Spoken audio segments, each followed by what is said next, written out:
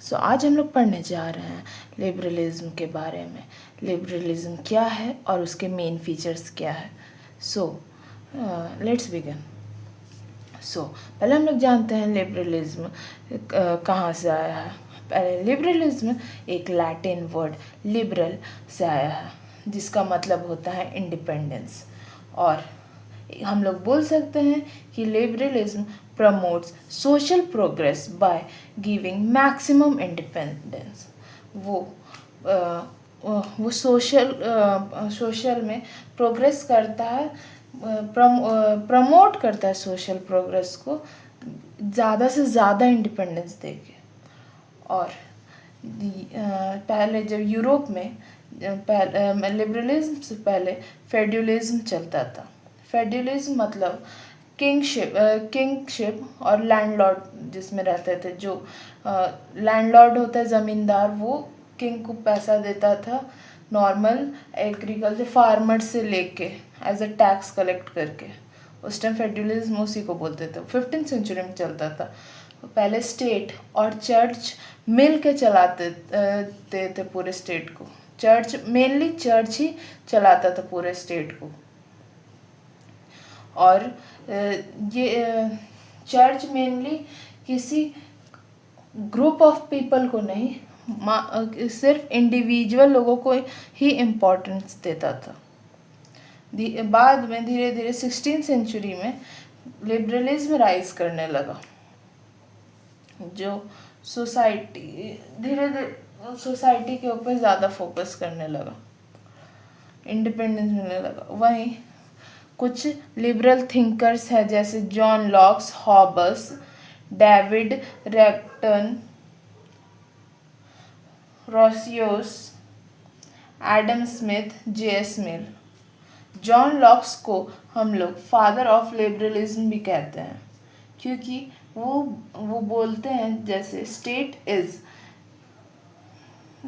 Is give only to protect natural right like liberty, right to property, right to life. मतलब एक state को हर individual person का natural rights को, जैसे कि right to property, right to liberty, right to life को protect करना चाहिए। अब हम लोग इसका थिंकर्स का व्यू देखते हैं। जैसे जॉन लॉक्स का है, हम लोग तो अभी इनके बारे में जान ही लिए। जैसे ये फादर ऑफ लिबरलिज्म जानते हैं। It considered the father of liberalism according to this he considered human being as a rational being. वो ह्यूमन बीइंग को एक रैशनल बीइंग मानते थे। Instead of history, man's conscience was considered the basis of contemporary. वो history पे नहीं, वो एक इंसान का कॉन्साइंस पे ही कंसिडर करते थे बेसिकली।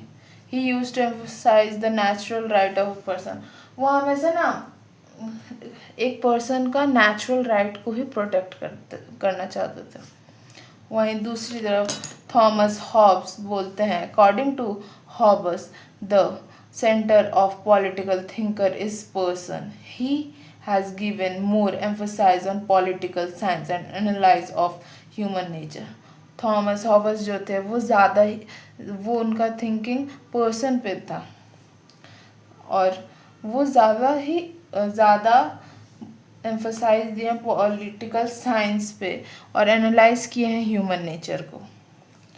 T.H.G. ग्रीन और J.S. Mill, these ideas have emphasized the positive side of liberalism by supporting the welfare form of society.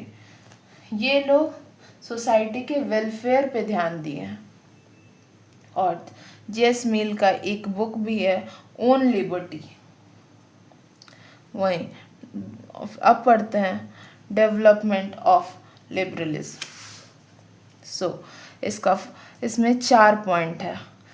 Renaissance, reformation, industrial revolution, middle class. इसको हम लोग डायग्राम बेसिस पे भी बना सकते हैं। और अब इसके बारे में पढ़ते हैं। जैसे रीनेसेंस 14th सेंचुरी में आया, और 14th सेंचुरी में अब लोगों के पास फैलाना था लिबरलिज्म को। सो उस टाइम जो भी थिंकर्स थे वो लोग मैगजीन्स, बुक्स, स्पिरिचुअल बुक्स, वो सब के थ्रू लोगों को जागरूक करने लगे कि लोग अपना दिमाग यूज़ करें और चेंजेस हो सोसाइटी में, जैसे सोशल चेंज हो, पॉलिटिकल चेंज हो, इकोनॉमिकल चेंज हो और कल्चरल चेंज हो। और वो हुआ। बाद में रिफॉर्मेशन हुआ, जैसे कि चर्च और स्टेट को अलग अलग कर दिया गया। चर्च को फिर दो भाग में बांट दिया गया, प्रोटोस्टेट और एगो कैथलिक।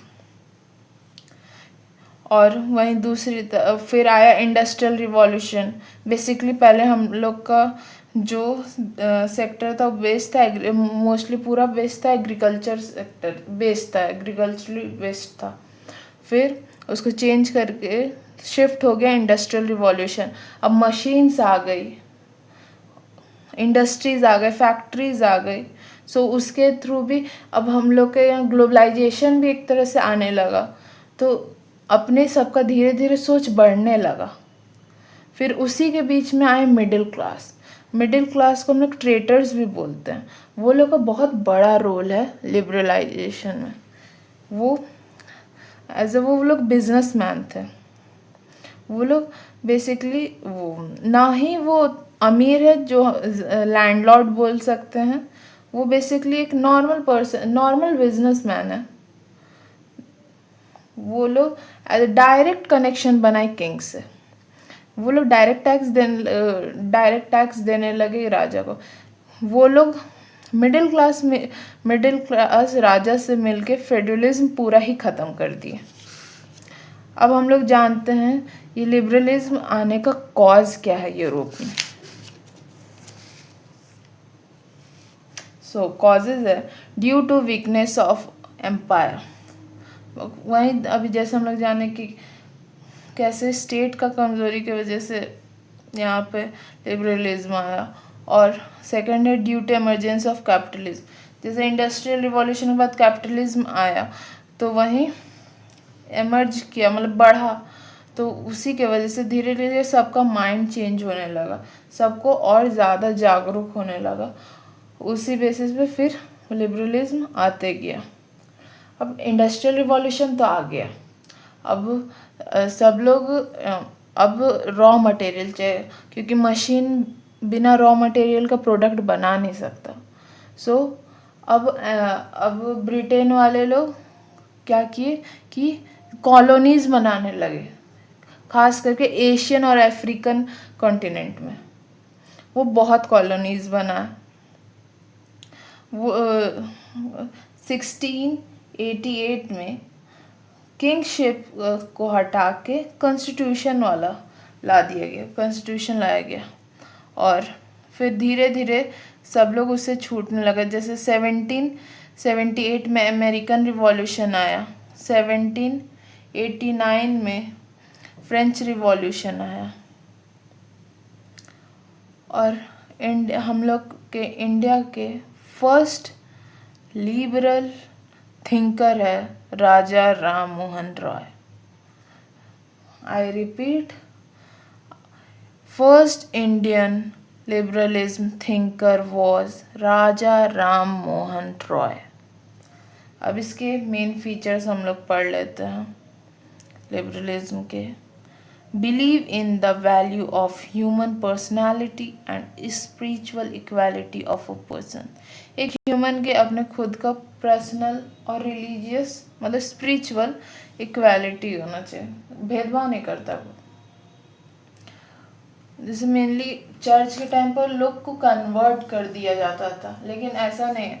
अब लोग चाहे तो कुछ भी उनका मन मान सकते हैं, वो जो स्पिरिचुअलिटी चाहिए मान सकते। Person willingness to believe in autonomy. एक पर्सन का विलिंगनेस किसी ऑटोनॉमी को मानने के लिए।